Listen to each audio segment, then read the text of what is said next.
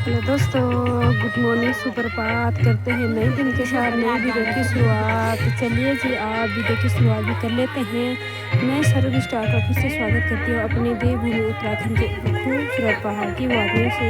तो दोस्तों, आज की ब्लॉगिंग हो रही है मेरी हल्दी हाथ के साथ, यानी कि सूरज की शादी है गाँव में, तो हल्दी हाथ के साथ मेरी वीडियो की शुरुआत हो रही है। चलिए जी, देखिए पहाड़ की हल्दी हाथ के साथ आप भी ज़रूर बने रहें। तो दोस्तों, वो इस थाली में रखा हल्दी और यहाँ चंगीला पर तांबे की परात, गर्म पानी रखा है दूल्हे राजा के लिए। आज है सूरज की हल्दी।